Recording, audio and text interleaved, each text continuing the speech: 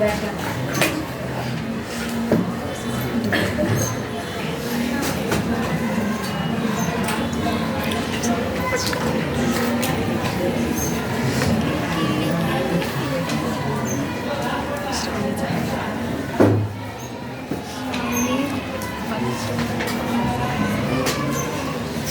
morning friends, my name is Pranjal and today we have to study about the Science and Technology 9th class, 9th chapter. This name was Environmental Management and my point is Disaster Management. So first tell me what is the science and what is the technology? आपण science आणि टेक्नॉलॉजीचं chapter शिकतोय ना. Science म्हणजे काय आणि technology म्हणजे काय? सायन्समध्ये आणि टेक्नॉलॉजी म्हणजे काय अंतर आहे? विज्ञान, आता माझ्या भाषेमध्ये सांगते, विज्ञान म्हणजे जादू आणि त्या जादूचा केलेला उपयोग म्हणजे तंत्रज्ञान. म्हणजे कसं, शास्त्रज्ञांनी लावलेला शोध म्हणजे विज्ञान आणि त्या शोधाचा वापर करून केलेली प्रगती म्हणजे तंत्रज्ञान. तर आपण या विज्ञान आणि तंत्रज्ञानाचा 9वा चॅप्टर शिकतो, एन्व्हायरमेंटल मॅनेजमेंट. आणि त्यामध्ये मला पॉईंट मिळालेला आहे डिझास्टर मॅनेजमेंट.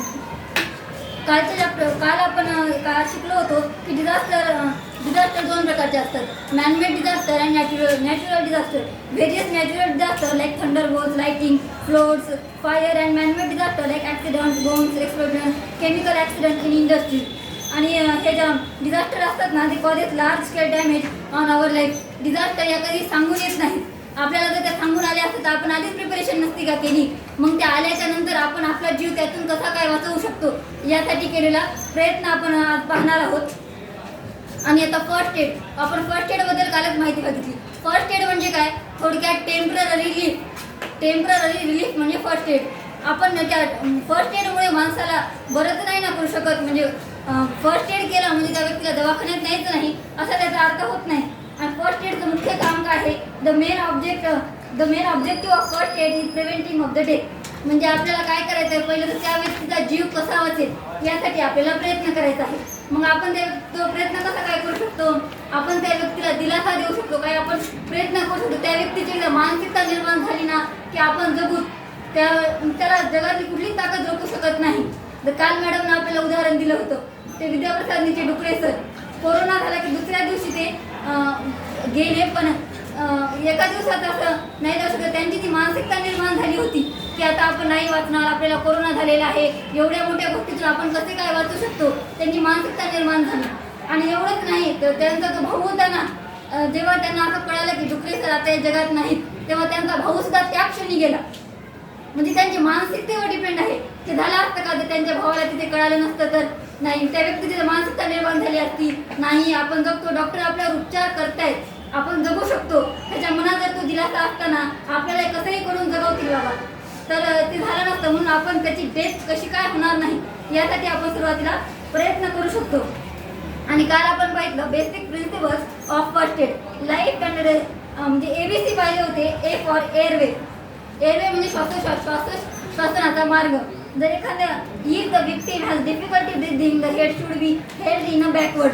जर एखाद्या व्यक्तीला श्वास घेण्यासाठी त्रास होत आहे तर आपण त्याची हनुवटी वर होईल अशा प्रकारे त्याचं मुंडकं वर करायचं, थोडंसं वर करायचं, जेणेकरून त्याला श्वास घेता येईल.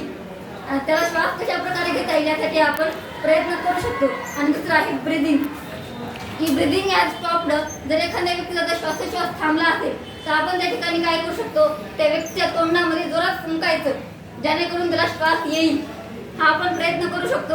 आणि तिसरं circulation. If the victim is unconscious. जर एखादा रुग्ण जर बेशुद्ध असेल तर आपण give mouth to mouth respiration. आपण त्या व्यक्तीला तोंडाने श्वासोच्छ्वास देऊ शकतो. आणि त्याचं जे हार्ट आहे, म्हणजे एखाद्या व्यक्तीला समजा हार्ट अटॅक येतो, हार्ट अटॅक जेव्हा येतो तेव्हा लेफ्ट साईडला माणसाच्या छातीमध्ये त्रास होतो. आपलं जे हार्ट आहे ना ते असं आकुंचन प्रसरण करत असतं आणि छातीला त्रास होतो. मग त्यावेळेस आपण काय करायचं, हा हात या हातावर असा ठेवून हळूहळू 15 वेळेस दाबायचं. जोरात दाबलं तर त्या व्यक्तीचा जीवही जाऊ शकतो, म्हणून हळूहळू 15 वेळेस दाबायचं. त्यावेळेस म्हणजे त्या व्यक्तीला श्वास येऊ शकतो. याला म्हणतात कार्डिओ पल्मोनरी रेस्क्युलेशन, CPR. आणि आता माझा पॉईंट ब्लडिंग. जर एखाद्या रुग्णाला ब्लडिंग होत असेल तर आपण काय करू शकतो, त्या व्यक्तीच्या इथं अँटीसेप्टिक पॅड लावू शकतो. आता आमच्या गावात एक काका आहेत बघा, त्यांचा हात असाच आहे, त्यांची बोटं उलगडत नाही. कशामुळे माहिती आहे, लहानपणी तर त्यांच्या हाताला इंजुरी झाली होती.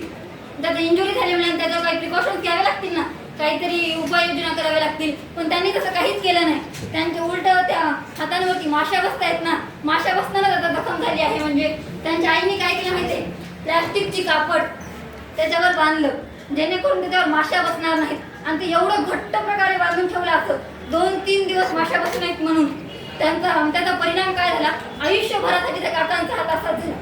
त्यावर काही प्रिकॉशन्स घेतले असते तर तो हात त्यांचा तसा झाला असता का, नाही. आपण आता ते प्रिकॉशन बघणार आहोत. दुसरं, fracture and impact of vertebrae. If any bone is fractured, it is essential that the fractured part be immobilized. It can be done with the help of any available wooden rods, buttons, rulers. If there is an impact on the back of vertebrae column, then patient should be kept immobilized on a from stretcher. जर एखाद्या व्यक्तीचा एखादा body part fracture झाला आहे तर त्याला immobilise करून टाकायचं, म्हणजे त्याची हालचाल जास्त नाही झाली पाहिजे. आपण अशी काळजी घेऊ शकतो की त्याच्या फ्रॅक्चर पार्टची जास्त हालचाल जास्त झाली नाही पाहिजे. समजा एखाद्या व्यक्तीचा हात मोडलाय तर आपण काय करू शकतो, त्या हाताला एखादं काटू घ्यायचं, आपण त्याला तुराटी म्हणतो, ती इथे ठेवून अशी जर बांधली ना, त्या व्यक्तीचा हात वाकणार नाही आणि तो हात थोडासा शरीरापासून लांब ठेवायचा जेणेकरून त्या फ्रॅक्चर्ड व्यक्तीला त्रास होणार नाही. तिसरं, बर्न्स. जर एखाद्या व्यक्ती तुझ्या जळत असेल ना, तर आपण काय करू शकतो, 10 मिनिटापर्यंत त्या व्यक्तीच्या तोंडावर आपण पाणी ओतायचं. तर पाणी ओतायचं म्हणजे गरम पाणी ओतायचं का, नाही, त्याच्यावर थंड पाणी ओतायचं 10 मिनिटं. म्हणजे त्या व्यक्ती तुझ्या जळते ना आतपर्यंत, त्या व्यक्तीला थोडासा रिलीफ मिळेल. मुळात फर्स्ट एड म्हणजे काय, टेम्पररी रिलीफ, तात्पुरता आराम. म्हणजे दवाखान्यात नेईपर्यंत त्या व्यक्तीला त्रास कसा काय होणार नाही, आपण हे बघू शकतो. यासाठी आपण प्रयत्न करू शकतो. आणि आता